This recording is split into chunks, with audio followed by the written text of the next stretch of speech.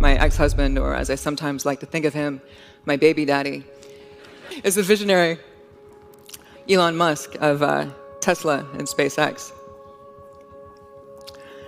I met him when I was 18, he was 19. We were at college. He would call me up. He always had classical music playing in the background. And he would ask me out, and I would say no. And he would call me up again, and he would ask me out, and I would say no. And it went on like this until we ended up living together in an apartment in the Bay Area, which we shared with 3 roommates and a miniature dachshund who was not house-trained. And by the time we divorced, we were living in a house in Bel Air with no roommates and a miniature dachshund who still was not house-trained. So it's a really funny Simpsons episode. Elon has this meaningful relationship with Homer. It's very romantic. And at one point, the Smithers character says to another character that somebody like Elon must have a darkness in his soul. And as a dark fantasy writer who's had novels published by major publishers and stories and anthologies and has a blog, this line leaped out at me because I actually think a lot about creativity and darkness and the larger-than-life nature of these people that we call visionaries and geniuses, or as my son likes to say, genii. And darkness does not have to mean evil. You know, it can refer to anything that has not yet been brought out into the light, that lives in the space beyond boundaries, beyond our comfort zone, where a lot of us do not want to go. The writer Lucy H. Pierce has a quote that I like a lot.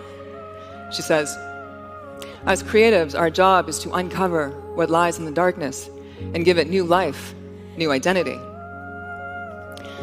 And I realize that artists and entrepreneurs are a lot alike, and that they are both obsessed with creating something out of nothing, with pulling value from the dark. So when I was preparing this talk, I said to Elon, so do you have any advice that I can maybe give to bright young things in the audience who might want to grow up to be you one day? And he did say something which I'll get to at the end. But he also said, I don't know if they would still want that, if they really knew what it's like to be me. And it made me think that before we call these people visionaries, before they have that kind of success, we have other words for them. We call them, geek, or outsider, socially awkward, weird, a little different, odd one out. I'd been friends with one person for 10 years before he told me that when he was a kid, he hated going to school because the other kids liked to follow him home and they would throw soda cans at his head. So he sought refuge in computer games, which got him into coding, which led to the creation of his first company, which he sold by the time he was in his mid-20s, so, nobody is throwing cans at him now. During my years with Elon, I became familiar with a distinct and deeply tribal mentality known as engineers. And once when my dad came to visit, I was taking him to see Elon at Elon's first company, Zip2.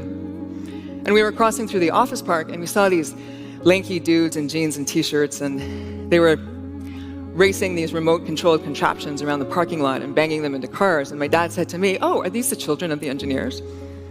And I said, "No, Dad, these are the engineers." And when Elon and I would travel, and we had to fill out those forms at customs that wanted to know your occupation, Elon never wrote down CEO or King of the World or Studley International Playboy. He wrote engineer. And he wore jeans and t-shirts to work. And whenever we went shopping for clothes, or later consulted with the stylist whose name was Martin, he would say, no, you don't understand. I can't look cool or hip because I have to look like an engineer. And one of the things that he told me, although I don't know if it's as true now as it was back then, was that engineers could not quite figure out why it was that the suits made the big money when it was the engineers who actually built the stuff that they were selling. And meanwhile, the suits would listen to the engineers talk and they would have no idea what they were saying. And that's when I realized that Elon was somebody who had learned to speak both languages. And he could move between the tribes because he was an engineer in a suit. And he brought together worlds. And this is what an engineer does. I mean, this is what a visionary does. They not only create something new, but they become the living embodiment of it. They don't just tell us a new story. They are that story.